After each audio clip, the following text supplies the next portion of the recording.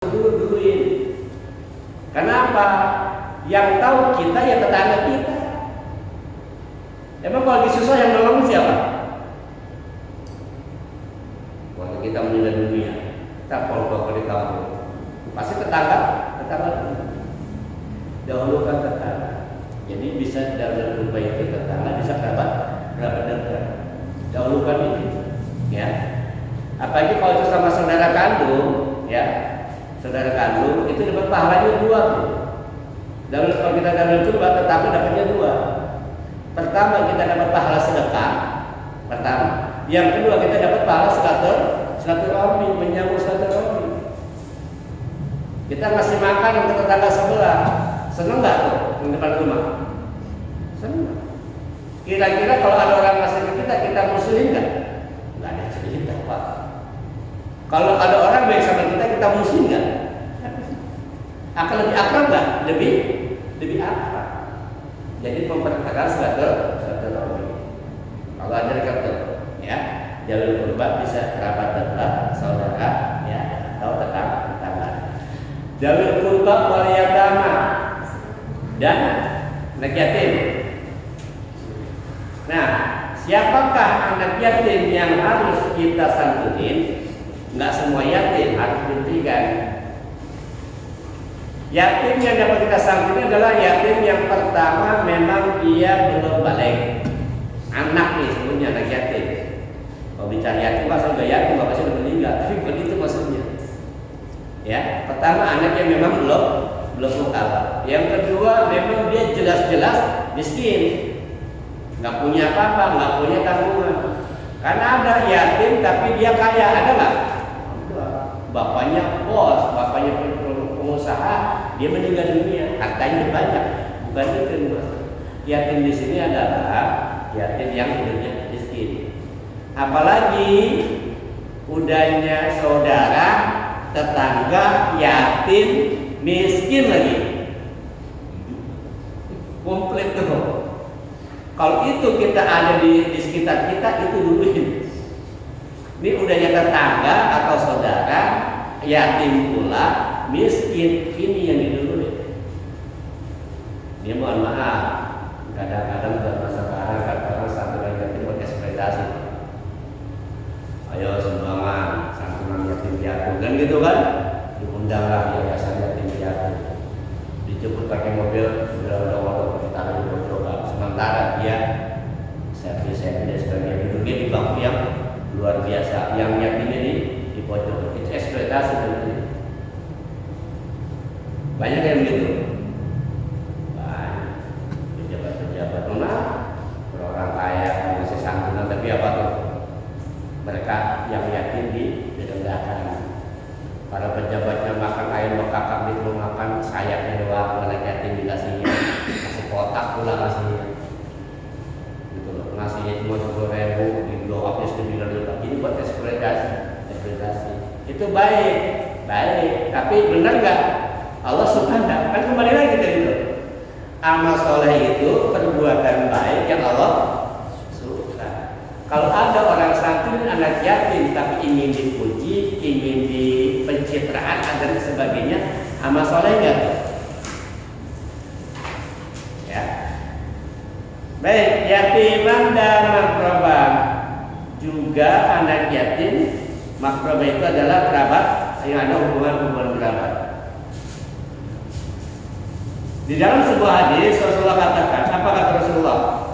As-sadaqatu 'ala miskin sadaqatun wa 'ala dirahim ifnani sadaqatun wasilatun. Ya. Kata Rasulullah, bersedekah kepada orang lain yang miskin berpahala sedekah, dan kepada orang miskin yang ada hubungan kerabat mendapatkan 2 pahala. Pertama pahala sedekah, yang kedua pahala silaturahmi.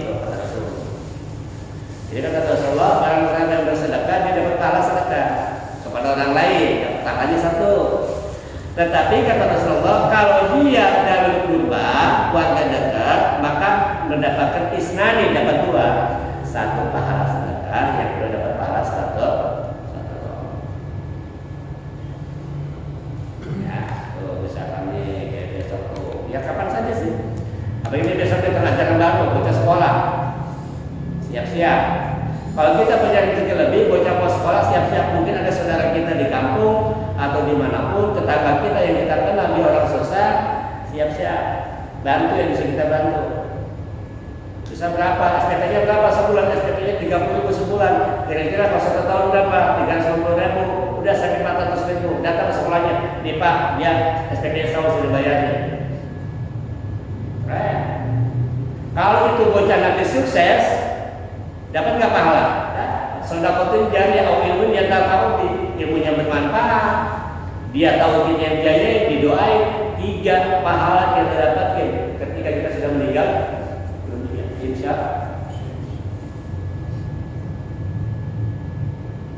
bayar SPP. Di kampung ini SPP-nya nggak sebesar di Jakarta, barangkali ya, kita nggak tahu. Misalkan di kampung SPP-nya berapa? 50.000 sebulan. Ya sudah, ini 1 semester 300.000. Ya, dan datang ke sekolahnya, jangan tunjukin ke anaknya, datang ke sekolahnya dari SPP. Pengalaman Pak saya, mohon maaf, waktu saya dulu ngajar, itu saya punya beberapa anak yatim, dia pesantren, dikasih ke, tetap aja, akhirnya uang yang dibeliin pulsa, dibeli paket, SPP mah kagak bayar. Nah zaman sekarang, bocah beli kuota daripada beli nasi. SPP-nya tetap nunggak. Lah itu sekolah swasta lah, gurunya dapat gaji dari mana? Kalau bocah kepada bayaran, ujung-ujungnya apa? Gurunya karena nggak dapat gaji, malas ngajar, berhenti ngajar. Lah bocah sudah ngajar. Jangan salahkan guru malas ngajar, kenapa? Karena dia juga punya kebutuhan juga. Bantu. Kok sebesar-besar? Besok nih, beli bukunya, beli buku, apa seragam, beli seragam. Ya mungkin anak kita udah kegedean, udah kekecilan bajunya, tapi masih bagus, gitu kan? Kasih ke saudaranya, nggak masalah. Apapun lakukan. Kalau memang kerabat dekat. Bukannya kita mau menghina ngasih yang bekas, bukan. Yang ada di situ, kemudian saudara kita butuh, kita bisa itu. Yang penting upayakan, insya Allah silaturahmi tetap berjalan. Kemudian apa yang berbeda?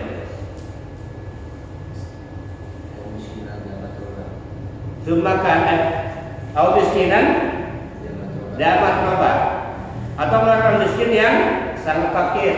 Nah, kita bisa bedain nih. Ada fakir, ada miskin. Ada fakir, ada miskin. Sampai yang disebut ada di bawah garis kemiskinan. Kalau fakir itu di bawah garis kemiskinan. Gampangnya begini. Dalam sehari seseorang ini butuh uang 10.000 buat dia makan dalam sehari. Ya. Kalau dia dapat pas-pasan 10.000-10.000-nya atau kurang sedikit, kurang 1.000, kurang 2.000, itu namanya miskin. Kebetulan 10.000, dapat 10.000, miskin, paling nggak kurang sedikit. Kalau fakir itu butuhnya 10.000, dia cuma punya setengahnya, bahkan kurang. Itu namanya fakir. Lebih parah mana? Lebih parah fakir atau miskin? Parah fakir. Jadi fakir itu lebih miskin dari orang miskin. Maka sebenarnya di bawah garis kemiskinan. Nah pada ayat ini disebutkan au miskinan damat roba, yaitu sangat miskin sehingga menempel di tanah.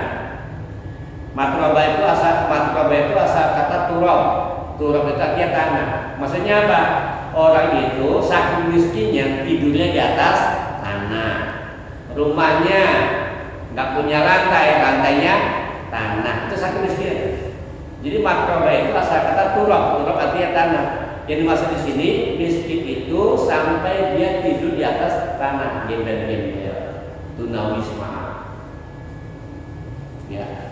Orang-orang yang nggak memiliki tempat tinggal.